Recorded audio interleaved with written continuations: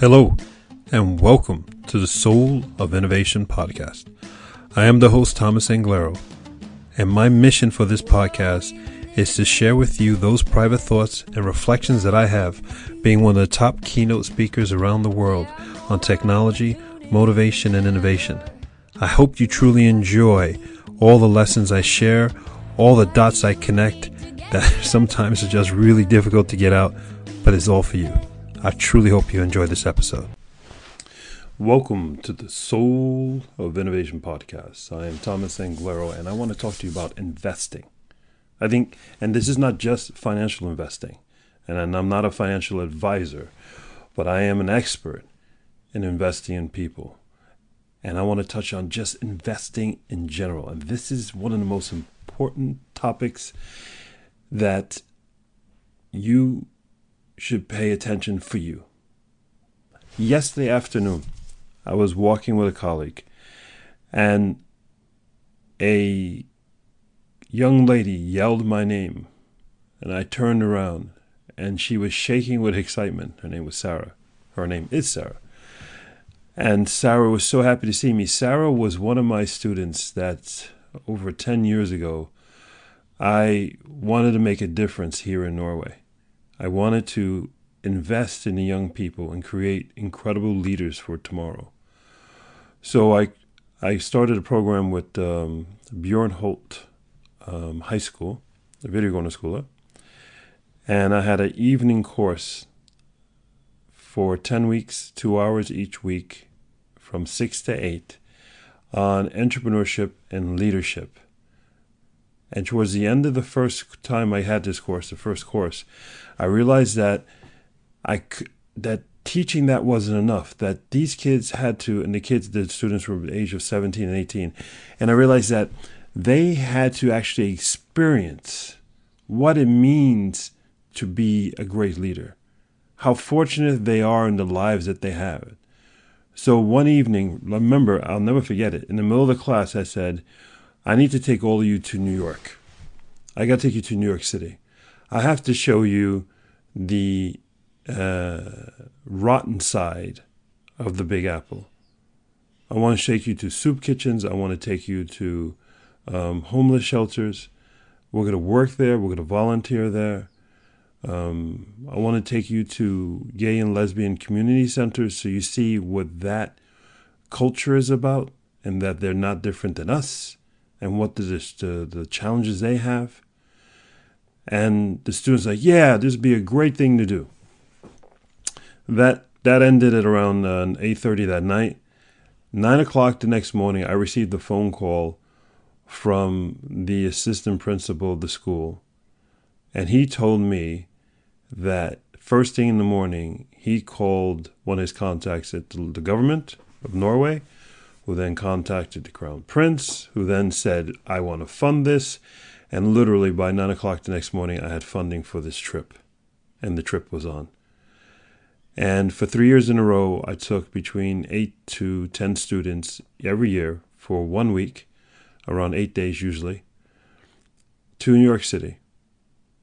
And for 8 days in New York City, of the whole 8 days, only 2 hours was spent shopping or doing tourist stuff. The rest was spent visiting schools in the worst neighborhoods that I could find in the South Bronx or in Brooklyn, where the graduation rate was nothing. Sorry, getting into a long story. Didn't mean to do that. It's just, I find it very interesting because here in Norway, per capita, we're one of the wealthiest places in the world. Yet the children that are being brought up here with all this wealth and opulence, how can we make them the greatest leaders that have ever walked this planet? And that, I thought, was by showing them and exposing them and having them exist. Not showing them, but having them exist. Having them actually live with, talk with, and build up the confidence of the poorest people in the world that I can find. And this is what I did for 3 years in a row. And Sarah was one of the girls from one of the classes, one of the groups that went there. And she was so excited to meet me. She goes, so I saw you on the train. I had to jump off the train. I go, that's Thomas Anglero. She goes, look, I'm shaking to meet you. I'm shaking. I'm like, but Sarah, we know each other so well. I told you we'll always be family. She goes, I know, but you're Thomas Anglero. And it occurred to me, the investment I made I volunteered my time. This wasn't to make money. It was just I wanted to do this. This investment I made in these young people, Patrick, man, there's so many amazing ones. I'm just seeing their faces now. That investment I made has made a huge difference. They send me messages all the time saying that when they're in the most difficult situations in their lives, they think about what would Thomas Anglero do.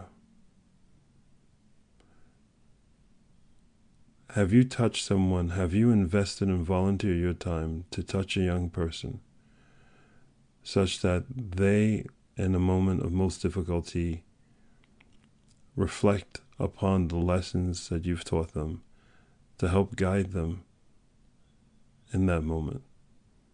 That's a hell of an investment. But I expect no return. There's the difference. When you invest in people, don't expect anything back. You get back love. That's huge. That's priceless.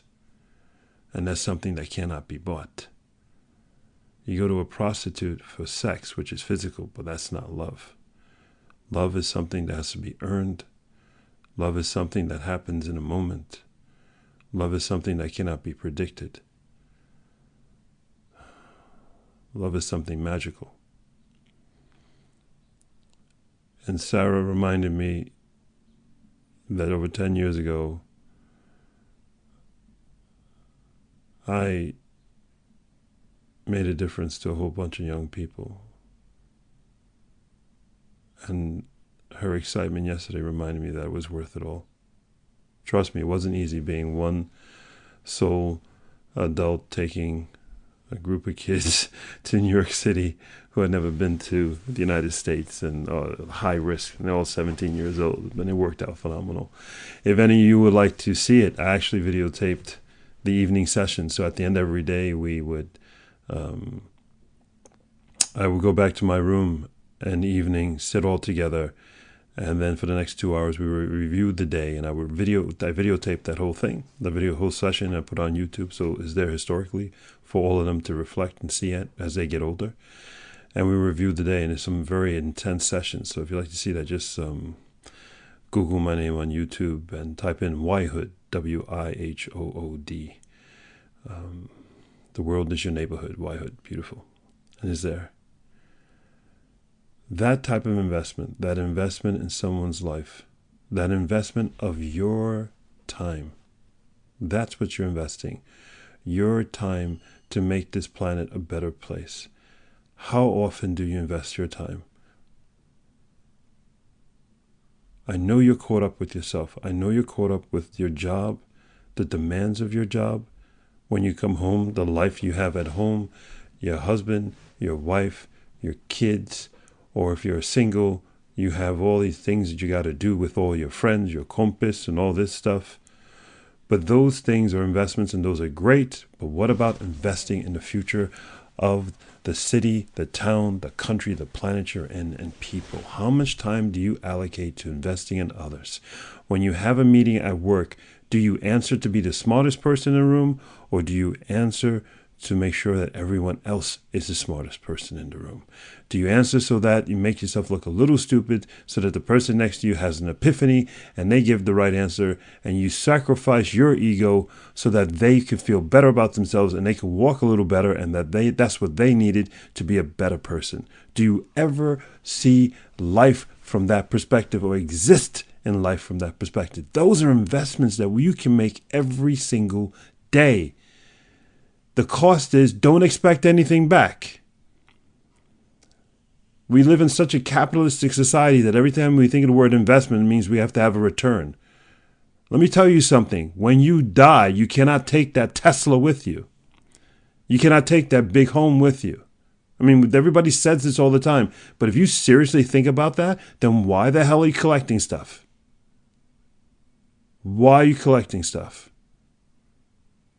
How much did that stuff cost you? How much does it cost you to daydream about collecting that stuff? Does it really mean anything to you? I mean, does it make a difference? I was having a conversation with someone, and I told them something I thought was profound. They didn't pick up on it, but I'll repeat it here, and that is this. If having that car makes you feel so damn good, so much better, so amazing, that's who you really are, then let me ask you, that other guy over there, when he buys that car, is he the equivalent of you? Everything you experienced, everything you value, everything you learned, you're now same. And all the person has to do is buy that damn car. They're the same as you? Of course not. It's ridiculous. Invest in people. And who you are and your self-worth it's not even describable. When Sarah came to me yesterday, I was surprised. I was caught off guard. But the fact that she was nervous to meet me is crazy. Young people need our help, everybody. They need our time. Give your time to anybody who's a teenager. Give your time to anybody in their 20s. They need our time. They may not agree with everything we say, but they need our time. They need our attention the same way you needed it when you were in your teens and your 20s. And if you're in your teens and your 20s and you're listening to this, then you should listen to them as well. You don't have to believe everything they say, but they're giving you and investing in you. I could go on with this all day long, and it's such a personal topic. But as the days go by and you look at your bank account, look at your life account, who have I invested in the past that will bring back tremendous rewards in the future? That's an investment. Your life should be full of those. Your life should be full of moments of when you walk down the street, someone runs up to you, so excited to see you, and to thank you for you being you. That's the definition of an investment. Having a bigger house or another car is a definition of materialism, not investment. Invest in you. You want to collect something? Instead of art, collect friends, collect moments, collect memories, collect hugs. All those things are priceless and live forever. The house will always need a new coat of paint. The car will always need to be fixed. The memory of someone hugging you never needs to be fixed. It is as strong as the moment you gave that person a hug and they gave you a hug back. That's the definition of investment. Now go invest. This is Thomas Anglero, investing in you, and that I know you're going to invest in others from the deepest parts of your heart. I love you. Go forth and spread beauty and light. And until the next time. Thank you for listening to that episode. If you want to contact me, you can contact me on my website at anglero.com, and you can also subscribe to the newsletter, or you can find me anywhere on social media with Facebook, YouTube, Instagram, and Twitter. Thank you so much, and I hope to hear from you very soon.